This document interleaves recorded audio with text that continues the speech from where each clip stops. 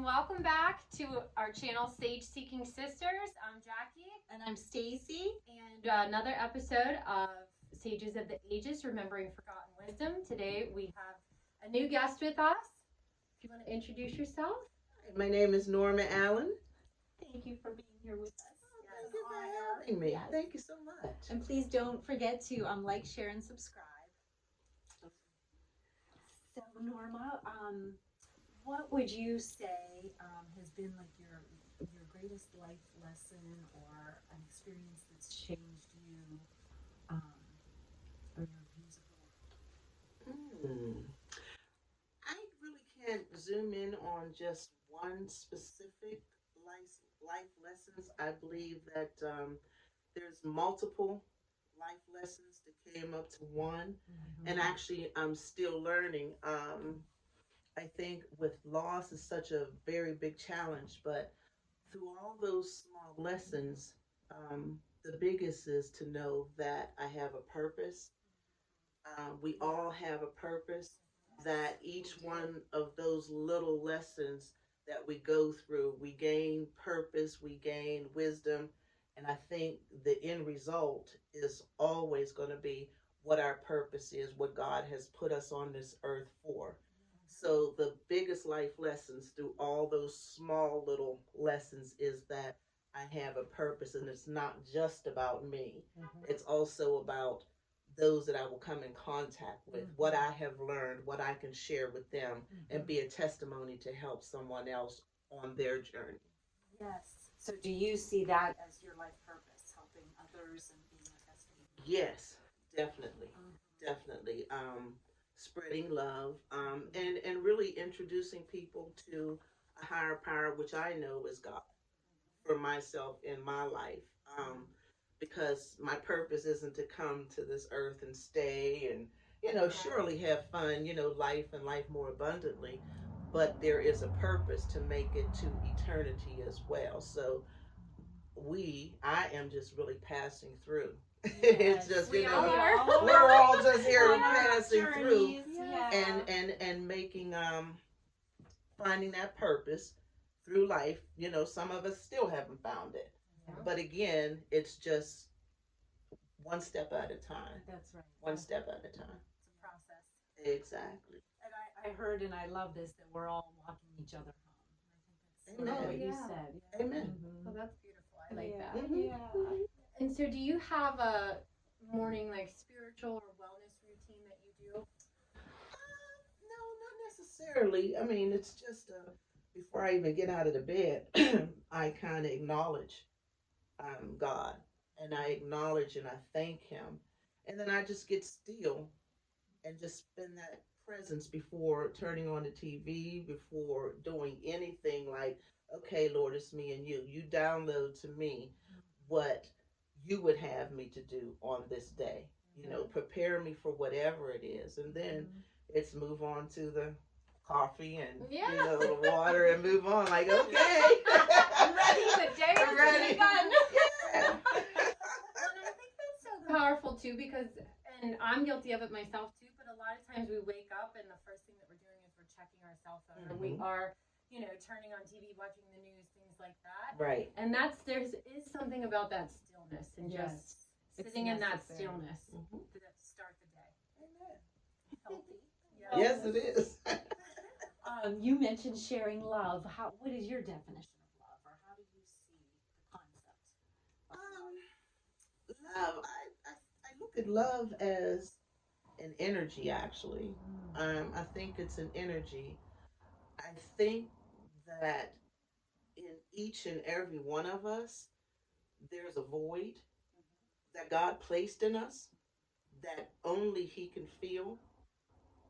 His presence can feel that void within us. And I think a lot of us, we go to drugs, sex, money, shopping, food, whatever it is, trying to take care of that void. But that's a spot for only God Himself, which God is love. So when we have that in there, which we all have it, some of our it's been because of the different circumstances and predicaments and things that have happened in our lives, we may not notice that love or we can't feel that love because it's been covered up, you know. But eventually, with some, it's like peeling the little pieces of an onion to get down to that place. And when I say it's an energy, I remember years and years ago, I was downstairs um, washing clothes, and I happened to think about my parents, who at the time they were both living, and I thought, it's like I love them so much, and I just was like, oh my God, how I love my parents, just out of the blue, washing clothes. But within that time, the love I was feeling for them overflowed, and then God's love took over, and He was like, imagine how you're feeling, how much love for your parents. Let me show you how much I love you. Yes. And it was an overwhelming that I'll never forget to this day of that love. So love is an energy, and we all have the ability to love one another, but it's just been tarnished, and we don't know how to get there. So in But that it's moment, already you there. felt His Oh, grace. Oh, for that's sure beautiful. I did. I've always thought, like being a mom, how much unconditionally I love my children. Like, I've never experienced anything greater than the love. And I thought this has to be just a little portion of God's love for us. Amen. You know, yeah. Oh, That's beautiful. And so, in regards to maybe when you were growing up and the way that things are today, what are some of the differences that you feel like? How is society different than when you were growing up? Growing up, we didn't really have, well, as children growing up, I didn't really have a care in the world. Um, the neighbors, strangers, we were able to look out for one another. Um, When my mom would go into the hospital, my neighbor would come and make sure, and my dad would make sure, everything was okay. We had the food, cooked. We always had food, but cooked, and, everything situated. If there was a child doing something out on the street, if it was me, my neighbor would see me, and before I got home, Oh yeah, my mom knew about it. Right. They would say something sometimes, and sometimes they wouldn't. But we were free to be a village and to raise the children within that village. No one got upset. Don't you talk to my child. Don't you tell my child what to do or what not to do. So that was really, really a big difference. As far as I knew, we all got along. um, Growing up, I grew up, we were one of the first African American families on the street to purchase a home and everything. So a lot of my friends were white, but there were like no differences about anything. Right. I never noticed.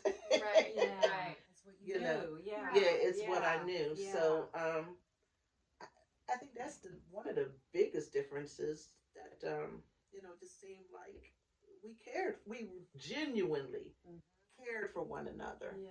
Um, Extended yourselves. we There wasn't extended any- ourselves. Yeah. Yes, it's not just me, mine, and you get yours. Yeah. My dad would make ice cream, and hot summer nights. Well, the whole street would have the ice cream. Oh. Oh, That's so fun. pineapple, banana. Sounds so fun. He had a garden up on 910 in Zelienople, and all the greens, chickens. Well, they went to the church. They went to the people on the street. They, it. That's We were great. as one, Yeah. caring. That's something to be nostalgic about. Yes. Yeah. Mhm. Yeah. Well, hopefully we can bring it back to that I at some know. point. Hopefully, Yes. I believe that. I think I in believe little it. sub communities and subcultures, I see pockets of that. Mhm. But I think Mhm. as a society, Overall. yeah. Mhm. And maybe that was like the gift with COVID, that people were forced to kind of Right. be face to face and be with their loved ones and be present, Mhm. not be running around. And Mhm. well, I've seen you speak to teenagers, and it's such a gift you have to share your love, and I know they feel it. But what advice would you give to teenagers today, or your younger self, maybe in similar circumstances? I guess kind of be still, um, believe in themselves, value themselves. Um, what things look like today is not necessarily how it's going to look tomorrow. I think some of the trauma and the different things that they have gone through, the challenges, obstacles, the things that they're going through, kind of made it where you can't see the forest for the trees.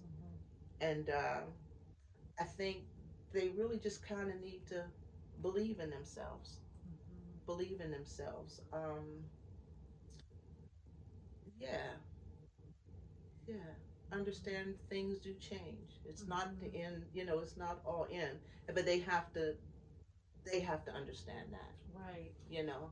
So, is there anything that you not necessarily share with them, or anything that you have them do so they can start to have that belief in themselves? Because if they're lacking it, like in their home life or anything like that, is there anything that you recommend or you tell them to do? To value themselves. Yeah. More. Yeah. Mm, I guess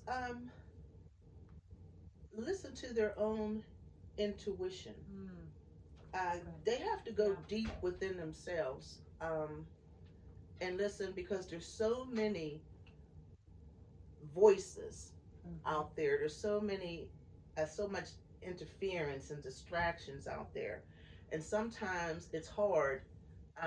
And I always used to say, like an AM radio, when we used to have that old radio, and we wanted to tune in because we know there's something going on. It's something that we need to hear, but because of all the interference, so we had to tune that dial right to the right place where, like, ooh, I hear it.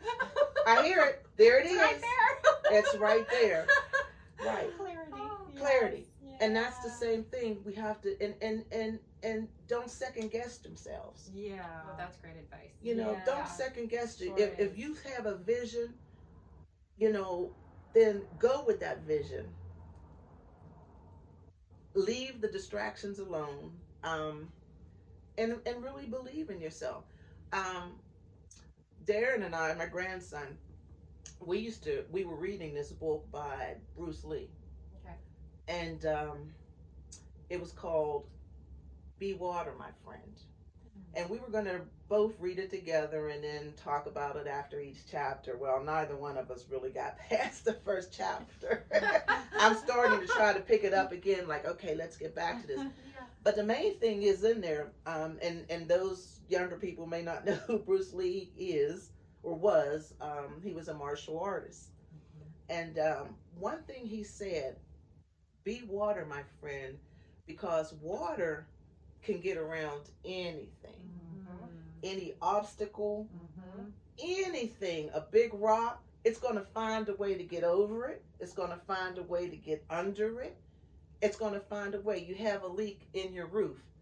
Okay, it's going to find a way to get in. I found a way. I'm going to make a way. I'm going to get in there. I'll patch that roof up. Can't get in here anymore. It's not going to stop the water. It's still going to be flowing. It's still going to be doing. So I would say for the young people, be water, my friends. This is what it is, okay? I said, empty your mind. Be formless, shapeless, like water. Now, you put water into a cup, it becomes the cup. You put water into a bottle, it becomes the bottle. You put it in a teapot, it becomes the teapot. Now, water can flow, or it can crash. Be water, my friend. And also seek out people who can help you. Yeah. Get a mentor. Educate yourself on some of those dreams. Read. Pray. Pray. Listen to God's Spirit. Get in tune with Him, because He is the master. He is the master plan. Right. And I'd really just say, we can overcome. Look at the people who have come before us, who had to struggle through slavery, through whatever the obstacles are. There's always someone who's been there and who has done that we can go back and pull from. Sometimes we just have to look back, not looking back to stay, but just reflecting back just for a moment, but also keeping our eyes on the windshield. There's a reason why the car has a great big windshield and just a really small rear view mirror. That is right. Yes. We're not to keep looking back in the That's rear right, view metaphor. mirror. We got this That's great right. big window to look forward. So, like I said, today is not our tomorrow. Oh, that was wonderful. Absolutely. Thank you so much That's for like that. helping. I know, My, helping. yes, my inspiration. I'm like taking it away. I'm like, water, be water. Amen. It's true. Aw, well, thank you so Yeah, very that much. was yeah, I think we'll end there. Yes. Thank you for viewing and liking and subscribing and sharing. And we'll see you next time. Yep.